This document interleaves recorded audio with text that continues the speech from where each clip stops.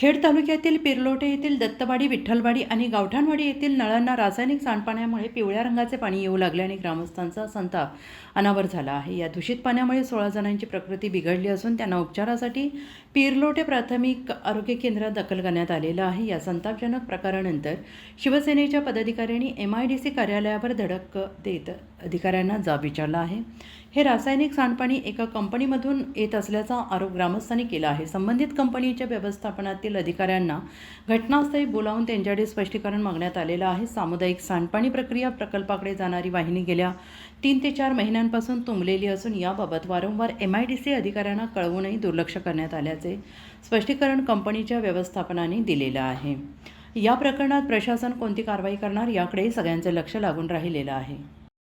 सकाळी 6 वाजता आमच्या लोटे गावामधील पीर लोटे ह्या भागामध्ये जी पिण्याच्या पाण्याची लाईन आहे त्या पिण्याच्या पाण्याच्या लाईनमधून केमिकल इंडस्ट्रीमधील इफ्लुएंट हे पिण्याच्या पाण्याच्या लाईनमध्ये इफ्लुएंट आलं आणि हे इफ्लुएंट पाण्याच्या लाईनमध्ये आल्यानंतर आमच्या गावातील ग्रामस्थांनी नळातून बाहेर पडणारं पाणी हे पिवळं आणि हिरवं अशा प्रकारच्या कलरचं पाणी येत होतं। त्या पाण्याला भयंकर असा वास होता आणि अतिशय विषारी घातक हे पाणी पिण्याच्या पाण्याच्या लाईनमध्ये आलं। त्यामध्ये नवीन वसाहत, धामणदिवी, नवीन वसाहत, लोटे शिवाजीनगर, दीक्षितवाडी, विठ्ठलवाडी, बोरवाडी, गावठाणवाडी, बौद्धवाडी आणि खरवली अशा साईनगर, शिवाजीनगर अशा या वसाहतीमध्ये MIDC कडून घेतलेल्या पिण्याच्या पाण्याच्या लाईनमध्ये हे इफ्लुएंट आलं आणि गावातील ग्रामस्थांनी आपापल्या घरी हा नळ सुरू केल्यानंतर नळामधून पिवळं पाणी बाहेर पडायला लागल्यानंतर संपूर्ण गावामध्ये एक भीतीदायक वातावरण तयार झालं आणि हे वातावरण तयार झाल्यानंतर गावातील काही प्रमुख ग्रामस्थांनी आणि गावातील सर्वच वाड्यातील ग्रामस्थांनी एकत्र येऊन हा पाण्याचं कलेक्शन एकत्र केलं होतं। कुणी बकेटमध्ये केलं, कुणी बादलीमध्ये केलं, तर प्रत्येक वाडीमध्ये पोचलेलं पाणी हे कलेक्ट करून आम्ही या ठिकाणी लोटे ग्रामपंचायतीच्या जवळ एकत्र सगळे जमा झालो।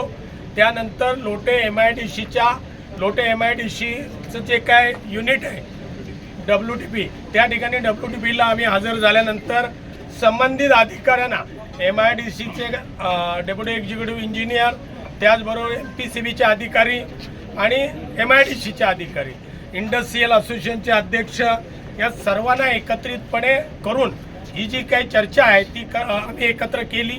ती चर्चा केल्यानंतर आमच्या ग्रामस्थांच्या निदर्शनास असं आलं की पिरलोटे या ठिकाणी सर्व्हिस रोडला सुप्रिया कंपनीकडे येणारे जे चेंबर आहे ते चेंबर ओव्हरफ्लो होऊन त्याच्यामधून हे ॲसिडिक पाणी इफ्लुएंट बाहेर आलेलं होतं आणि हेच इफ्लुएंट आमच्या पिण्याच्या पाण्याच्या लाईनमध्ये गेलेलं होतं असं आम्हा सर्व ग्रामस्थांच्या निदर्शनास आलेलं आहे। त्यामुळे हा जाब विचारण्यासाठी आम्ही सुप्रिया सायन्सेस या कंपनीच्या गेटवर सगळे ग्रामस्थ एकत्रितपणे आलो।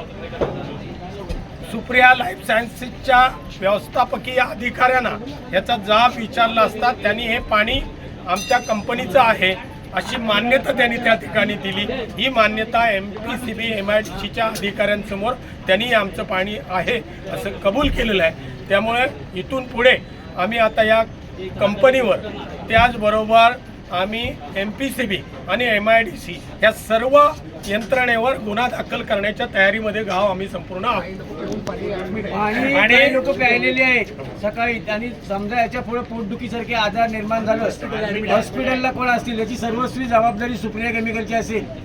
मॅनेजमेंटने नंतर कुठचा माणूस आला काय विचारायला तर हात पाठवू नका, असे धंदे करू नका। आम्ही देखील आज या ठिकाणी पोलीस आमचे बांधव आले त्यांना सहकार्य करून कायद्याच्या मार्गाने जाण्याचा प्रयत्न करतोय। पण सकाळी पाणी प्यायलेली लोक आहेत, जेवण शिजलेलं आहे घरी कामावर जाण्यानंतर याच्या पुढे कुठचा बाधा काय हॉस्पिटल आला कुठची 7 गावात पसरली सर्वस्वी जबाबदार कोण माणूस जरी ॲडमिट झालेला आहे कोण झाला जबाबदार सुप्रिया लाईफ कंपनी असेल।